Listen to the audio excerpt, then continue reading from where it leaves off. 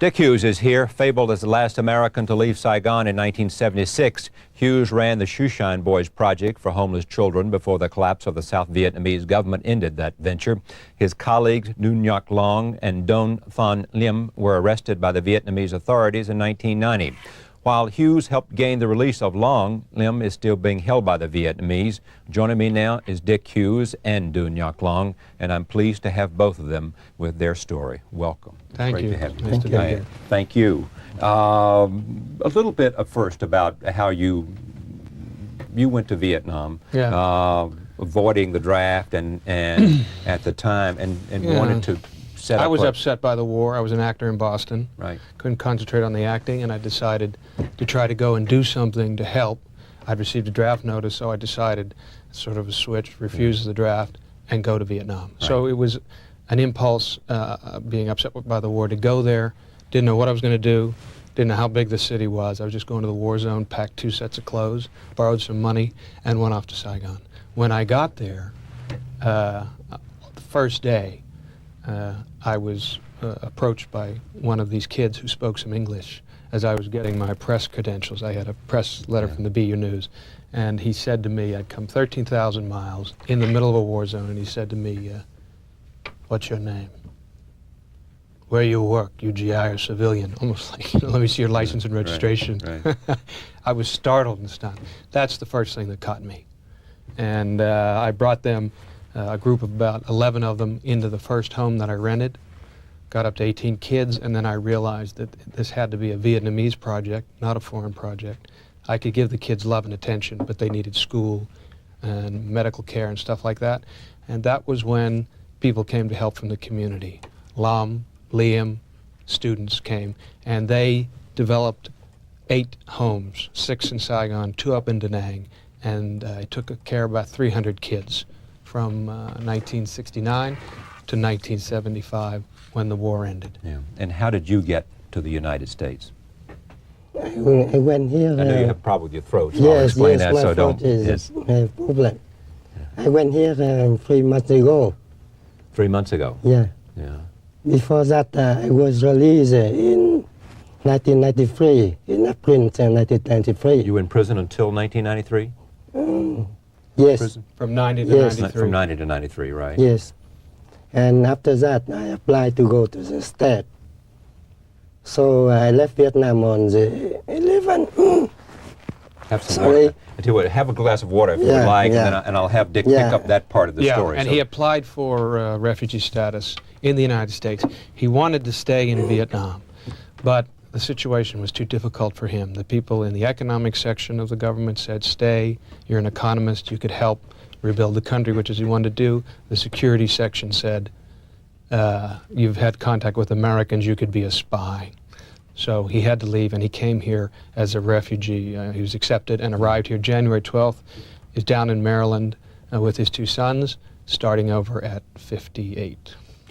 And Lim is still in Lim Vietnam. is still in prison. He's being held in a camp north of Saigon, and we're working to try to get him out.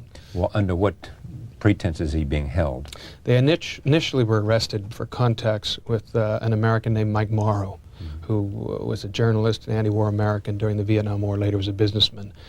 They were arrested. The government said this is CIA contacts. Because they could not believe that the Shoeshine Project was there as a pro bono activity. It was very hard for them to believe that anti-war Americans would be allowed to go by the United States to go to Saigon and work in Vietnam. And Nguyen Chanda, who's a guy who's covered Vietnam and Asia quite a bit, said it's interesting because the leadership now is a leadership that sees, in some ways rightly, a lot of the history of the world revolving around Vietnam. And on the other hand, they're very suspicious of anybody who has an extended interest in Vietnam. So part of the legacy of the war is the post-war collaboration paranoia, sort of. You knew Americans, you must have been, had CIA contact. It was ironic in this case because most of the Americans involved were anti-war. Yeah. Because this comes at a time that everything is opening up between the United States and Vietnam. Correct. It comes at a time that businessmen are traveling to Vietnam to set up projects. It comes at a time that clearly on the behalf of the Clinton administration, there are better relations than there have been. The trouble is that we see it from our view. Vietnam is still a fractured society. The government is still somewhat decentralized, and there are different factions in the government who have different views about what should be done. And in Lam and Liem's case, they saw this as a plot that was related to the changes in government in East Europe, the Tiananmen Square. They thought this was a plot to overthrow the government of Vietnam. So they became victims of the security apparatus that is still, to some extent, fighting the war. What has to happen? It's going to take time to heal those wounds. As you see, Mr. McNamara just the other day was writing about his experience and what he wants to say about that. I think it's going to take time and contact. Had there been earlier contact, these wounds would have been healed sooner, and there would have been more understanding. The suspicions are still there on both sides. But I think we, as Americans, have to view the war in all its complexities. All the victims, the Vietnamese victims, the American victims, and other victims who are from other countries around the world. We have to be ready to set aside any private agenda, left-right politics, and not refight the war. And we have to begin the healing process and make those connections, because... Do you think we're in the healing process? To some extent, but I think some are still refighting the war. The editorial on McNamara the other day was, for me, a very emotional and conflicted kind of a thing to read. It made me angry because I was against the war. But in truth, if I think about when I first went to Vietnam, I was depressed, upset, refused the draft. I wrote a letter to the FBI saying, if you have to interview me, I'll be in Saigon. And back of my mind, somewhere was still a thought, I hope this doesn't end before I get there. That's an unusual thought for an anti-war person. So I think the thing about the whole McNamara thing, for example, I think we all had agendas that had nothing to do with the Vietnamese, and we should examine that rather than refight the war. What has to happen, in your judgment, for the Vietnamese to release Lim? I think What will help his release? Lim did nothing wrong, you know. When they arrest him just for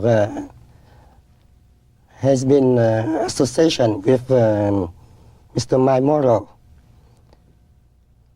At that time, Lim and me was working as consultant to foreign investors. So that means we were helping the Vietnamese economy. That means we were helping the Vietnamese people. What has to happen in order, in your judgment, for him to be released? I understand the point you're making, but my question has to do with what you think would bring about his release. I think the public opinion now in both United States and in Vietnam should press the government, Vietnamese government, the problem of human rights abuse, you know.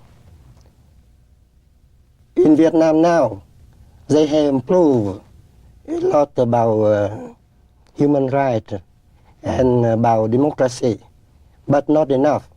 Still, the Vietnamese government is keeping many political prisoners. Yes. And one of the arguments for not release is prisoners. Okay. They say that these were sentenced according to law, but they did not do anything against the law. I understand. Yeah, so what both you and Dick Hughes want to do is see more New York Times editorials and more exposure to the plight of Mr. That's correct. And it's difficult for those who felt the war was a mistake, because this is not about dunning the Vietnamese and saying what a horrible government that is, et cetera, et cetera. Those who lived through the war, who worked with a lot of the damaged victims of it, are trying to say it's time to normalize relations, it's time to heal the wounds, but we also call an injustice an injustice. So it's a hard effort to do that, trying not to fall into any political camp. Okay, thank you very I think much. that the Vietnamese, U.S. government have normal relation with Vietnam. Right. That would help the Vietnamese people. But at the same time, U.S. government should press the Vietnamese government about the human rights problem Okay. abuse. I understand. Yeah. Thank you. Thank you. Good to have you. Thank you, Dave. Thanks. Thank you. We'll be right back. Stay with us. Thank you. Thank you. Thank you.